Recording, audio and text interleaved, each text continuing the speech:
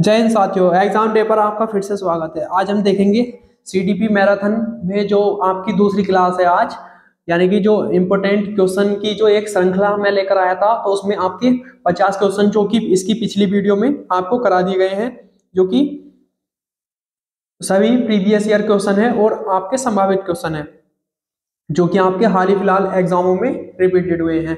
तो आइए बिना देरी करें हम जो अगली श्रृंखला है, यानी कि जो 50 क्वेश्चन की श्रृंखला है, क्वेश्चन नंबर 50 तक हमने पिछली वीडियो में करा दिया गया है और कि जो अगले यानी कि यहाँ तक आपको पिछली वीडियो में करा दिया गया है। तो आइए बिना देरी करें क्लास को आगे शुरू करते हैं। तो इसमें हम अगला क्वेश्चन देखेंगे। उससे पहले आपने अगर हमारे चैनल को अभी तक सब्सक्राइब नहीं किया हो तो प्लीज़ हमारे चैनल को सब्सक्राइब कर लें, जिससे कि अगली जो मैराथन अगले सब्जेक्ट पर होने वाली है वह आपको समय पर प्राप्त हो सके। और वीडियो को लाइक कर लें। आप सब्सक्राइब नहीं करते हो और अपने दोस्तों के साथ शेयर नहीं करते हो तो भाई, आपका जो हमने अपने स्लोगन में भी लिख रखा है कि आपकी सफलता हेतु हमारा निःशुल्क प्रयास। हम आपसे कोई पैसा नहीं ले रहे हैं, निःशुल्क प्रयास कर रहे हैं। तो आपका साथ हमारी हिम्मत है, तो आप लाइक शेयर और सब्सक्राइब करने में बिल्कुल ना चूकेगा। तो आइए बिना देरी करे शुरू करते हैं। तो इसमें क्वेश्चन है 50 नंबर का, निम्नलिखित में से कौन सा वृद्धि और विकास के सिद्धांतों से संबंधित नहीं है। तो वर्गीकरण का सिद्धांत यह संभावित नहीं होता, यानी कि जो संबंधित नहीं है, यानी कि निरंतरता का सिद्धांत ये वृद्धि और विकास से संबंधित है, और समन्वय का सिद्धांत व्यक्तित्व का सिद्धांत, यानी कि ये तीनों सिद्धांत इससे सम्मिलित हैं, जो कि ये नहीं है। इसका आंसर होगा आंसर नंबर 2। इसके बाद अगला क्वेश्चन देखेंगे। वह अवस्था जो कि माता के 21वें गुणसूत्र जोड़े को अलग न होने पाने के कारण होती है वह कहलाती है, यानी कि जो एक डिसीज होती है, एक बीमारी होती है, उसे कहते हैं डाउन सिंड्रोम। वह 21वें गुणसूत्र के अलग न होने पर यह आपको देखने को मिलती है। तो इसके साथ साथ ये आप दूसरा क्वेश्चन याद कर लेंगे कि आप में जो मनुष्य में 23 जोड़ी गुणसूत्र होते हैं, यानी कि 46 कुल 46 यानी कि 23 जोड़ी गुणसूत्र मनुष्य में होते हैं। इसके बाद अगला क्वेश्चन हम देखेंगे। निम्नलिखित में से कौन सी अवस्था ब्रूनर के संज्ञानात्मक विकास के सिद्धांत का अंग नहीं है। तो ब्रूनर के संज्ञानात्मक जो विकास का सिद्धांत है उसमें प्रतिबिंबात्मक अवस्था ये इसका ही वर्णन किया गया है, क्रियात्मक अवस्था इसका ही वर्णन किया गया है, संकेतात्मक तो इंडिकेटिव जो स्टेज होती है इसका ये वर्णन किया गया है, अंत्यप्रज्ञ यानी कि इसका कोई जिक्र नहीं किया गया है। तो इसका सही आंसर आपका यही बनता हुआ होगा। तो इसके बाद हम अगला क्वेश्चन हम देखेंगे इसी श्रृंखला का। मानसिक परिपक्वता की ऊंचाई को छूने के लिए प्रयत्नरत रहना संबंधित है। तो किस अवस्था में यह है? मानसिक परिपक्वता की ऊंचाई को छूने के लिए आपको परिपक्व रहना चाहिए। तो यानी कि वह अवस्था है किशोर अवस्था। किशोर अवस्था में आपको मानसिक ऊंचाइयों को, यानी कि जो आप पढ़ाई लिखाई की एक पीक एज होती है, वह आपकी किशोर अवस्था में देखने को मिलती है। इसके बाद अगला क्वेश्चन देखेंगे। निम्नलिखित में से कौन सी बात की बाल्यावस्था के वैधानिक विकास की विशेषता नहीं है, यानी कि विकास की अवस्था कौन सी है? विज्ञान की काल्पनिक कथाओं में अधिक रुचि, बढ़ती हुई तार्किक शक्ति, काल्पनिक बहस का अंत, यह तीनों बौद्धिक विकास की विशेषता है।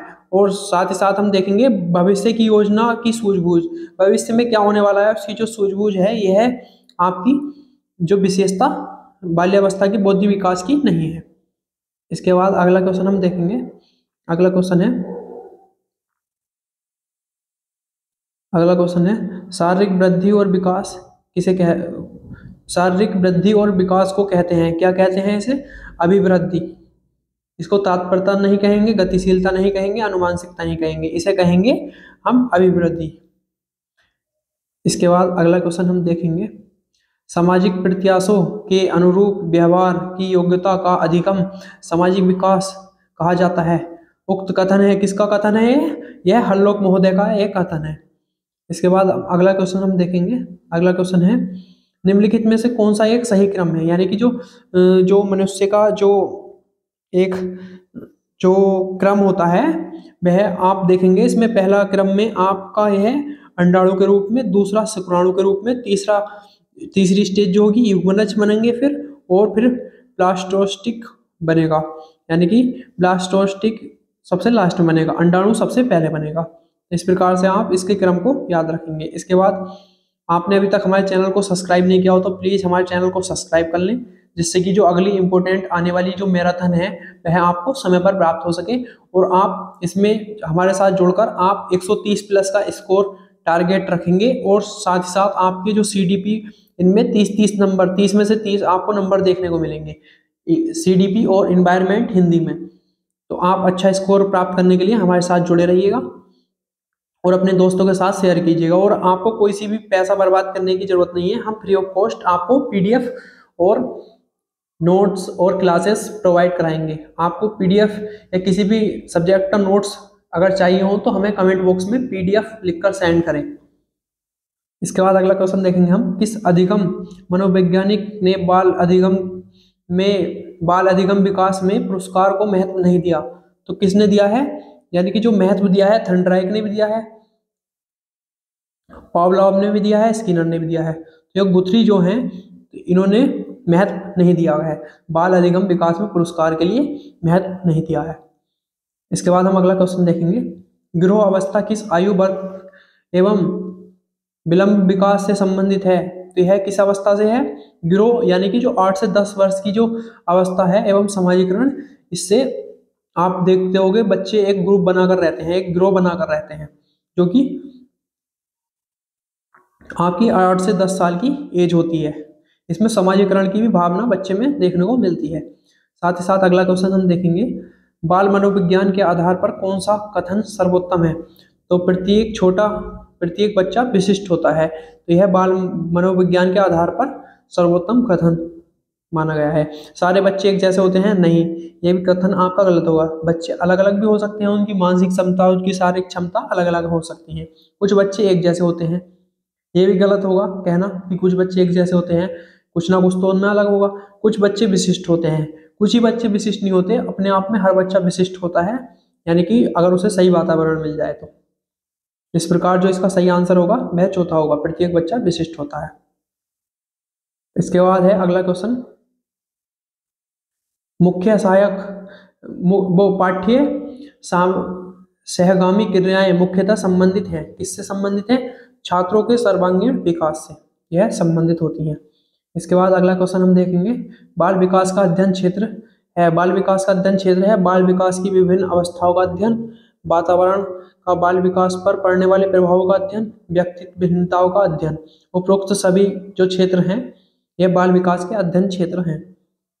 इसके बाद अगला क्वेश्चन हम देखेंगे, बच्चे के सामाजिक विकास में किसका महत्व सबसे अधिक होता है? तो बच्चा खेल खेल में सबसे ज्यादा सीख सकता है, तो इसका आंसर होगा खेल, यानी कि स्पोर्ट के द्वारा।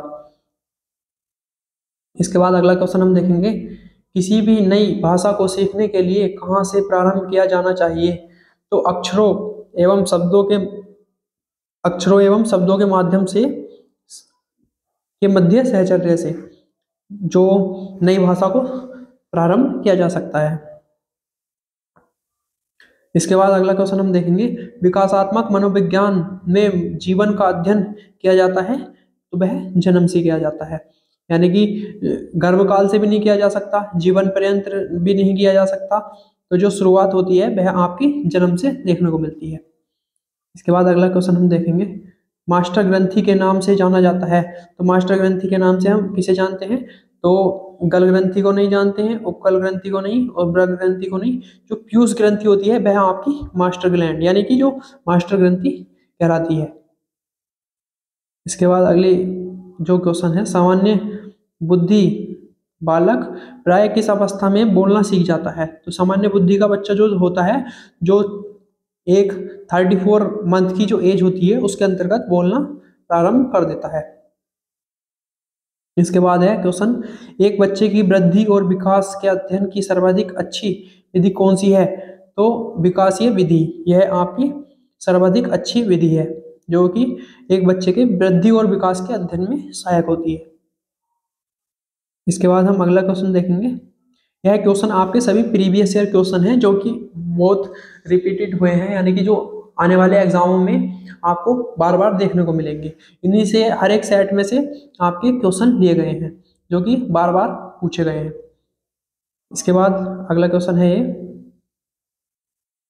वह अवस्था जब बालक अपने अभिभावकों के साथ कम आनंदित होता है, संबंधित है उसके किससे, सामाजिक विकास से। तो यह कम आनंदित हो यानी कि वो सामाजिक करण को ज्यादा साथ देगा, यानी कि उसे बाहर खेलना, बाहर पर्यावरण में रहना बहुत अच्छा लगेगा। तो उस प्रकार से वह अपने अभिभावकों से कम आनंदित होता हुआ नजर आएगा।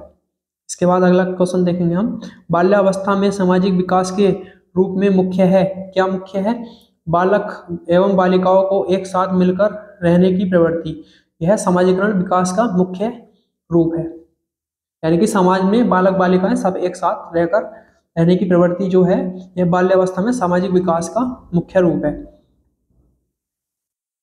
इस प्रकार आप अगला क्वेश्चन देखेंगे, बच्चे के विकास के सिद्धांत को समझना शिक्षक की सहायता करता है। तो शिक्षार्थियों की भिन्न अधिगम शैलियों को प्रभावी रूप से संबोधित करने में, यानी कि जो शिक्षक होता है विभिन्न यानी कि भिन्न भिन्न तरीके से बच्चों को सिखाएगा, कभी खेल के माध्यम से, कभी गाने के माध्यम से, कभी लिखने के माध्यम से जो सिखाता है, तो सिद्धांतों को बच्चे को समझाने में वह सहायता प्रदान करते हैं। यानी कि जो अलग अलग शैलियों में वह सिखाता है, अधिगम कराता है, तो वह बच्चे के लिए विकास में सहायता प्रदान करता है। इसके बाद अगला क्वेश्चन हम देखेंगे। अगला क्वेश्चन है, मस्तिष्क दोमुखी एवं निकट से दूर का क्रम किस अंग क्रिया का अंग है। तो यह संशोधन का अंग है। इसके बाद अगला क्वेश्चन देखेंगे हम, बालक का सामाजिक विकास प्रभावित होता है। तो सामाजिक विकास किस किस से प्रभावित होगा, आप ध्यान रखेंगे कि सामाजिक आर्थिक स्तर से, यानी कि बच्चा जो गरीब होगा, अमीर होगा, तो उससे भी बालक के सामाजिक विकास पर प्रभाव पड़ेगा। दूसरा नंबर पर विद्यालय से है। तो विद्यालय में बच्चा यानी कि जो प्राइमरी विद्यालय होते हैं और जो सेकेंडरी यानी कि जो जितने भी प्राइवेट और सरकारी स्कूल होते हैं, उनमें भी कहीं ना कहीं आपको अंतर देखने को मिलेगा। साथ ही साथ परिवार से, तो वह सामाजिक विकास इसका इन सभी से प्रभावित होगा। तो इसका सही आंसर होगा इनमें से सभी से जो उसका विकास प्रभावित होगा। इसके बाद अगला क्वेश्चन देखेंगे हम, शारीरिक विकास का क्षेत्र। तो शारीरिक विकास का क्षेत्र क्या है, स्नायु मंडल, यह आपका शारीरिक विकास का क्षेत्र देखने को मिलता है। इसके बाद अगला क्वेश्चन हम देखेंगे। अगला क्वेश्चन है, शिक्षा में विकास को लेकर फ्रोबेल का मुख्य योगदान है, क्या है, बालवाड़ी, यानी कि जो किंडरगार्टन है, ये किंडरगार्टन का मुख्य योगदान होता है शिक्षा में विकास को लेकर। इसके बाद अगला क्वेश्चन देखेंगे हम। अगला क्वेश्चन है, निम्नलिखित में से कौन सी शिक्षण व्यूह रचना संज्ञानात्मक, भावात्मक और मनोगत्यात्मक पक्षों के तहत अधिगम उद्देश्यों को पूरा करती है। तो कौन सी जो विधि है, शिक्षण व्यूह रचना है कौन सी, तो यह आपकी होगी भूमिका निर्वहन, भूमिका रोल प्लेइंग द्वारा, यानी कि जो रोल प्ले होता है वह आपकी जो संज्ञानात्मक भावात्मक विकास के लिए वह एक उद्देश्य को पूर्ण जल्द करा देता है। तो रोल प्ले आपका जो है एक पॉजिटिव वर्ड भी है। इसके बाद अगला क्वेश्चन देखेंगे हम, एक कक्षा में बच्चे में भाषा कौशल का विकास किस क्रम में होना चाहिए। तो पहले बच्चा सुनना सीखता है, यानी कि पहले उसे सुन सुनकर सीखना चाहिए, फिर उसे बोल बोलकर सिखाना चाहिए, फिर उसे पढ़वा कर सिखाना चाहिए, फिर उसके बाद उसको लिखने को एक कार्य दिया जाना चाहिए। यानी कि जो इसका सही क्रम होगा वह क्रम होगा सुनना, बोलना, पढ़ना, लिखना। इस प्रकार से ऑप्शन ए जो होगा इसका सही आंसर होगा। इसके बाद अगला क्वेश्चन हम देखेंगे। अगला क्वेश्चन है, लड़का पैदा होने के लिए उत्तरदायी क्रोमोसोम्स, यानी कि जो गुणसूत्र होते हैं लड़के के लिए, तो वह आपके गुणसूत्र, इनको आप ध्यान रखेंगे। जो XY होता है वह आपका लड़के के गुणसूत्र होते हैं, और जो लड़की के यानी कि जो फीमेल के होते हैं वो XX होते हैं। इन्हीं के निषेधन से आपको जो मतलब लड़का लड़की का जो निर्धारण किया जाता है। इसके बाद अगला क्वेश्चन हम देखेंगे, प्राथमिक शिक्षा की मदद करता है। प्राथमिक शिक्षा में क्या मदद करता है, तो बच्चों का लोकतांत्रिकरण, यानी कि जो एक लोकतांत्रिकरण व्यवस्था है, यह प्रारंभिक शिक्षा में बच्चे के लिए सीखने में मदद करती है। इसके बाद अगला क्वेश्चन देखेंगे हम, निम्नलिखित में से कौन सा उत्तर बाल्यावस्था का लक्षण है। तो यह है जो हठी, तो यह समय की संकल्पना ये भी नहीं है, सामाजिक संकल्पना ये भी नहीं है, वीर पूजा ये भी नहीं है। इसमें जो स्टेप बोर्न जो होता है यानी कि हड्डी, तो वह उत्तर बाल्यावस्था का लक्षण होता है। बच्चा यानी कि थोड़ा अकड़ू स्वभाव का हो जाता है, उसमें अलग ही एटीट्यूड आ जाता है। यह इस प्रकार से आपको उत्तर बाल्यावस्था के लक्षण दिखाई देने लगते हैं। इसके बाद है जो अवधारणाओं का विकास मुख्य रूप से संबंधित है बौद्धिक विकास से, तो इसका जो पहला ही ऑप्शन होगा वह आपका सही होगा। सामाजिक विकास से भी नहीं होगा, शारीरिक विकास से भी नहीं। तो यह आपका जो देखने को मिलेगा, जो अवधारणाओं का विकास मुख्य रूप से संबंधित होता है बौद्धिक विकास से, तो आप इसको ध्यान में रखेंगे। तो आपने अभी तक हमारे चैनल को सब्सक्राइब नहीं किया हो तो प्लीज़ हमारे चैनल को सब्सक्राइब कर लें, वीडियो को लाइक करें और बताएं आपको अगले किस सब्जेक्ट पर आपको जल्द से जल्द वीडियो चाहिए। तो आप कमेंट बॉक्स में बताइएगा कि हमें इस सब्जेक्ट में जो जल्द से जल्द एक वीडियो चाहिए। और साथ ही साथ आपको जो नोट्स और पीडीएफ किसी भी सब्जेक्ट के चाहिए हो तो हमारे जो टेलीग्राम के माध्यम से ही प्राप्त कर सकते हैं, और ना तो आप हमारे जो कमेंट बॉक्स में है उसमें पीडीएफ नोट्स लिखकर सब्जेक्ट का नाम लिखकर सेंड कर सकते हैं। और पिछली वीडियो को जरूर एक बार देख लीजिएगा, उसमें की मोस्ट इंपोर्टेंट क्वेश्चन श्रृंखला जो कि 50 क्वेश्चन मैंने पिछली वीडियो में कराए हैं, तो आप ध्यान रखेंगे। तो आइए अगला क्वेश्चन हम देखते हैं। अगला क्वेश्चन है, बालक के व्यक्तित्व की नींव किस अवस्था में पड़ी है? तो यह है बचपन अवस्था, यानी कि जो चाइल्डहुड होता है, बाल्यावस्था, इसमें बालक की व्यक्तित्व की नींव पड़ जाती है। इसके बाद देखेंगे परिपक्वता का संबंध किससे है? परिपक्वता यानी कि जो विकास में आपकी जो परिपक्वता होती है, यह विकास से पूर्णतः संबंधित होती है। वृद्धि का कोई परिपक्वता से जो संबंध नहीं होता है, सृजनात्मकता का भी नहीं, रुचि का भी नहीं। तो वह आपका जो विकास का संबंध सीधा परिपक्वता से, मैच्योरिटी से देखने को मिलता है। इसके बाद अगला क्वेश्चन देखेंगे हम, मानसिक विकास को प्रभावित करने वाले कारक हैं। मानसिक विकास को प्रभावित करने वाले कारक कौन कौन से होंगे? वंशानुक्रम, यानी कि जो वंशानुक्रम है ये भी मानसिक विकास को जो छीण कर सकता है। परिवार का वातावरण, अगर कोई बच्चा अमीर परिवार में जन्म लेगा, कोई गरीब परिवार में लेगा, तो उसकी जो थोड़ा जो मानसिक विकास में वृद्धि नहीं हो पाएगी, यानी कि जो उसमें अंतर देखने को मिलेगा।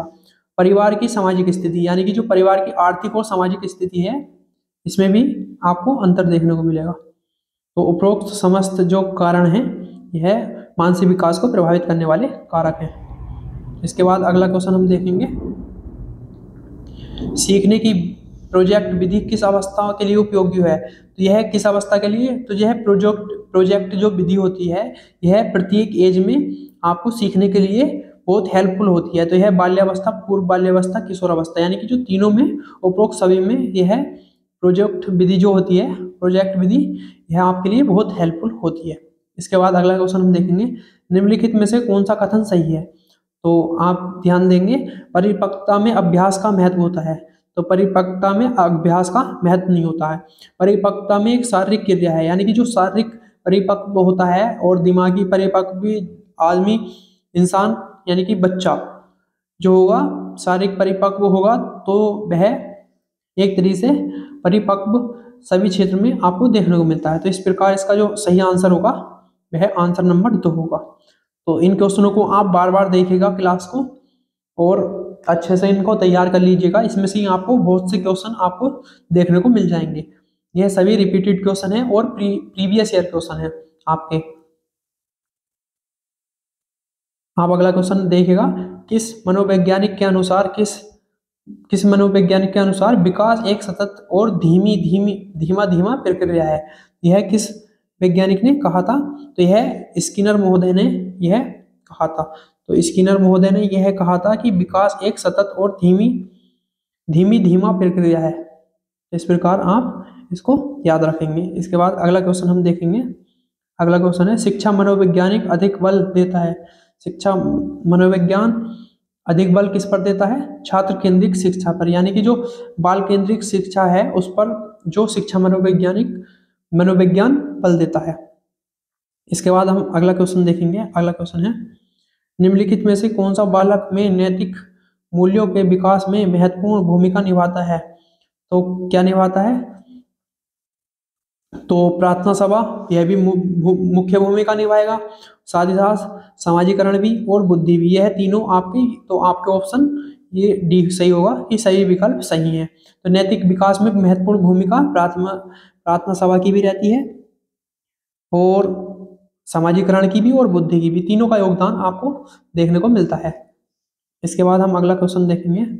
अगला क्वेश्चन है, शर्म तथा गर्व जैसी भावना का विकास किस अवस्था में होता है? तो शर्म और जो गर्व का ये भावना आपको किस अवस्था में बच्चे में देखने को मिलती है? तो यह बाल्यावस्था से ही आपकी शर्म और गर्व जैसी अवस्था आपको देखने को मिल जाती है।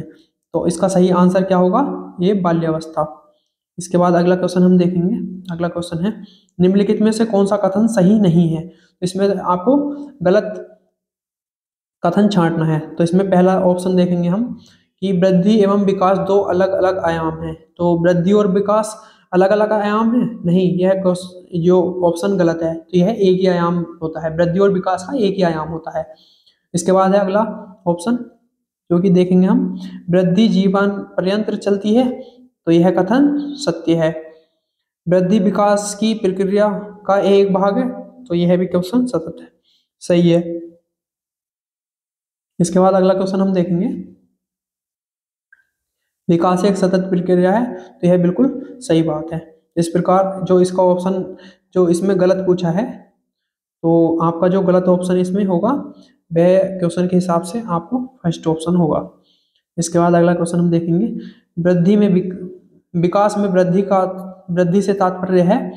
तो वृद्धि में विकास में वृद्धि से तात्पर्य है आकार, सोच, समझ, कौशल में वृद्धि, यानी कि इन सभी में, यानी कि जो आकार होता है और सोच समझ में, इनमें वृद्धि जो होती है यह विकास की वृद्धि से तात्पर्य है। यानी कि विकास में इन चीजों पर ज्यादा वृद्धि आपको देखने को मिलेगी।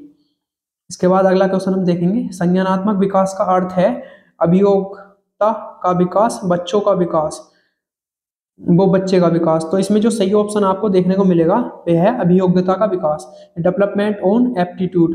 यानी कि जो संज्ञानात्मक विकास है वह आपके एप्टीट्यूड से संबंधित होता है। इसके बाद अगला क्वेश्चन हम देखेंगे। अगला क्वेश्चन है, निम्नलिखित में से कौन सा आयाम मानसिक विकास के तहत आता है? तो कौन सा आयाम मानसिक विकास के तहत आता है? तो यह जो भाषा का जो आयाम है यह आपका मानसिक विकास के तहत आता है। यानी कि जो बच्चे का जैसा मानसिक क्षमता होगी उसके अनुसार उसकी भाषा से ही आपको उसमें जो थोड़ी समझ देखने को मिल जाएगी। इसके बाद अगला क्वेश्चन हम देखेंगे। तो आपने अभी तक हमारे चैनल को सब्सक्राइब नहीं किया हो तो प्लीज़ हमारे चैनल को सब्सक्राइब कर लें। और जो पिछली वीडियो में इसके 50 क्वेश्चन कराए गए हैं और 50 क्वेश्चन से आगे तक के जो क्वेश्चन इस वीडियो में कराए जा रहे हैं, तो आप जो पिछली वीडियो को भी देखेंगे और इन वीडियो को बार बार देखेंगे, जिससे कि आपके एक क्वेश्चन पक्के हो जाएंगे। ये क्वेश्चन आपके वो क्वेश्चन है जो आपके बार बार एग्जाम में पूछे जाते हैं, किसी न किसी शिफ्ट में आपको जरूर देखने को मिलते हैं। तो आपके लिए बहुत ही इंपॉर्टेंट यह क्वेश्चन होने वाले हैं। इसके बाद अगला क्वेश्चन हम देखेंगे, वृद्धि एवं विकास का मुख्य सिद्धांत है क्यों? इसका सिद्धांत है व्यक्तित्व अंतर का सिद्धांत। यानी कि जो इसका वृद्धि और विकास का सिद्धांत है व्यक्तित्व अंतर का सिद्धांत, यह आपका वृद्धि और विकास का मुख्य सिद्धांत है। इसके बाद अगला क्वेश्चन है, जो मानव व्यक्तित्व परिणाम है, मानव व्यक्तित्व परिणाम है क्या है? तो यह आनुवांशिकता और वातावरण की अंतःक्रिया का जो परिणाम है मानव व्यक्तित्व। मानव व्यक्तित्व यानी कि जैसे कि किसी की पर्सनैलिटी कैसी है, तो वह आपकी आनुवांशिकता और वातावरण दोनों पर निर्भर करती है। इसके बाद अगला क्वेश्चन हम देखेंगे। अगला क्वेश्चन है सत्य कथन, इसमें छांटना है। तो इसमें देखेंगे हम, ध्यान से इसको पढ़ेंगे हम। वृद्धि अपेक्षाकृत अभिवृद्धि होने तक सीमित नहीं रहती, अपितु ऐसे प्रगतिशील परिवर्तनों में निहित है जो परिपक्वता के लक्ष्य की और व्यवस्थित रूप से उन्मुख होते हैं। तो यह कथन आपका बिल्कुल सही होगा। इस प्रकार का क्वेश्चन भी आपको एक जरूर देखने को मिलेगा, जिसमें कथन बड़े बड़े कथन दिए होंगे, आपको उनको पढ़कर इसमें ज्यादातर ऑप्शन आपको उपरोक्त सभी जो होता है यह ऑप्शन आपका बिल्कुल सही माना जाता है। विकास की अभिप्राय परिपक्वता एवं कार्यपरक सुधारों की वह प्रक्रिया है जो संरचना एवं स्वरूप में हो रहे गुणात्मक एवं परिणात्मक परिवर्तन की विशिष्ट द्योतक है। यह भी आपका ऑप्शन सही होगा। इसके बाद अगला ऑप्शन देखेंगे हम, व्यक्ति के विकास का प्रारंभ जन्म के समय से ही हो जाता है। अभी तक तो ये बात सही है। और आगे देखेंगे, वह तब तक चलता है जब तक कि व्यक्ति की पूर्णतः को प्राप्त नहीं कर लेता, यानी कि जो व्यक्ति का विकास होता है जन्म से मृत्यु तक चलता है, यह बात इसमें बताई गई है। तो यह ऑप्शन बिल्कुल सही होंगे। इसके बाद अगला क्वेश्चन हम देखेंगे, विकास अभिवृद्धि के संप्रत्यय की अपेक्षा अधिक व्यापक है, इसका अवलोकन, मूल्यांकन और कुछ सीमा तक तीनों रूपों में शरीर की रचनात्मक, शरीर क्रिया विज्ञानात्मक एवं व्यवहारात्मक में मापना किया जाता है। तो यह किसने कथन दिया है? तो यह कैसेल महोदय का कथन है। तो इस प्रकार का भी आपका क्वेश्चन एक एग्जाम में देखने को जरूर मिलेगा। शैशव अवस्था लिखने का आदर्श काल है। तो शैशव अवस्था का जो आदर्श काल क्या होता है? तो यह वैलेंटाइन, यह काल माना गया है। इसके बाद जो अगला क्वेश्चन हम देखेंगे, क्वेश्चन नंबर 100। हमारे 100 क्वेश्चन कंप्लीट हो चुके हैं, 50 पिछली वीडियो में और 50 इस वीडियो में। तो आप इसी बात पर हमारी वीडियो को लाइक करें और ज़्यादा से ज़्यादा शेयर करें और चैनल को सब्सक्राइब कर लें, जिससे कि अगली जो इंपॉर्टेंट वीडियो है आपकी प्रीवियस ईयर क्वेश्चन की, तो वह आप तक समय पर पहुंच जाए। तो इसलिए आप हमारे चैनल को सब्सक्राइब करके रखें और घंटी को ऑन कर लें। तो आप इस क्वेश्चन को देखेंगे, जो प्रयोगशाला अवस्था होती है, इस अवस्था को कहा जाता है। तो पूर्व बाल्यावस्था को जो एक प्रयोगशाला अवस्था कहा जाता है, यानी कि प्रयोगशाला, इसमें जो गलत दे रखा है थोड़ा, तो यह आप इसमें देखेंगे पूर्व बाल्यावस्था में बच्चा नए से नए एक्सपेरिमेंट करता है, छोटी छोटी बाल्टी बना लेगा, नल बना लेगा और छोटे छोटे ट्रैक्टर, ईंट को ट्रैक्टर मान लेगा। तो इस प्रकार से वह प्रयोग करता है ज़्यादा से ज़्यादा। इसके बाद अगला क्वेश्चन हम देखेंगे, कुछ क्वेश्चन और हैं जो 100+ हो गए हैं, तो जो मोस्ट इंपोर्टेंट क्वेश्चन थे मैं उन्हें नहीं छोड़ पाया, आपके लिए इसी में ऐड कर लिया। तो खिलौने की आयु किसे कहा जाता है, यानी कि जो टॉय एज है वह किसे कहा जाता है? तो इसका जवाब आप कमेंट बॉक्स में हमको देंगे, इसका सही आंसर क्या होगा। तो इसका आप जवाब हमको कमेंट बॉक्स में देंगे। इसके बाद अगला क्वेश्चन हम देखते हैं, नवजात शिशु को गाल छूने पर वह सर को झुकाने वाली दिशा में घूमता है, इस क्रिया को किस नाम से जानते हैं? तो यह राउटिंग होता है, यानी कि रूटिंग इसको कहा जाता है। यानी कि जब बच्चे को हम गाल को छूते हैं तो वह अपने सिर को एक दिशा में घुमाता है। इसके बाद अगला क्वेश्चन देखेंगे, वंशानुक्रम से संबंधित नियम है, वंशानुक्रम से संबंधित कौन सा नियम है? तो हम देखेंगे बीजकोष की निरंतरता का नियम, यह भी वंशानुक्रम का नियम है। इसके बाद है गाल्टन का जीवन सांख्यिकी नियम, यह भी नियम सही है। अर्जित गुणों का संक्रमण का नियम, ये भी सही है। तो उपरोक्त सभी जो होंगे यह वंशानुक्रम संबंधित नियम होंगे। इसके बाद अगला क्वेश्चन हम देख लेंगे, उपार्जित गुणों की वंशागति के हस्तांतरण का सिद्धांत किसके द्वारा दिया गया है? तो यह लेमार्क, यानी कि जो लेमार्क द्वारा वंशानुगत, यानी कि जो कोई इस जीव में जो लक्षण है तो वह इसके जो अगला वंश आगा तो उसमें भी आपको वही लक्षण देखने को मिलते हैं। तो वंशागति की हस्तांतरण, यानी कि जो गुणों का हस्तांतरण होता है, तो इसका सिद्धांत किसने दिया है? लेमार्क ने। इसके बाद अगला क्वेश्चन हम देखेंगे, अगला क्वेश्चन है, निम्न में से मेटल द्वारा प्रतिपादित वंशानुक्रम का नियम नहीं है। तो इसका आंसर भी आप कमेंट बॉक्स में देंगे। तो इसका सही आंसर आप कमेंट बॉक्स में देंगे। इसके बाद अगला क्वेश्चन है, मनोवैज्ञानिक सिद्धांत निम्नलिखित में से किस पर बल देता है? तो जो मनोसामाजिक सिद्धांत है तो वह किस पर बल देता है? यह है ऑप्शन नंबर सी, उद्यम के मुकाबले हीनता स्तर पर, यानी कि इस पर बल देता है। तो यह आपका लास्ट क्वेश्चन होगा। तो आपने अभी तक हमारे चैनल को सब्सक्राइब नहीं किया हो तो प्लीज़ हमारे चैनल को सब्सक्राइब कर लें, और अगली वीडियो आपकी जो किसी सब्जेक्ट पर होगी वह आपको जल्द से जल्द इस पर बनाकर अपलोड कर दी जाएगी। तो आप हमारे चैनल को सब्सक्राइब कर लें, जिससे कि सबसे पहले आपको वीडियो प्राप्त हो सके, और अपने दोस्तों के साथ ज़्यादा से ज़्यादा शेयर कीजिएगा। हम आपको निःशुल्क प्रयास कर रहे हैं आपकी सफलता हेतु, तो आपका साथ ही हमारी हिम्मत है। तो आप वीडियो को लाइक करें और अपने दोस्तों के साथ शेयर करें, और हमारे चैनल को बिना सब्सक्राइब करें मत जाइएगा। धन्यवाद।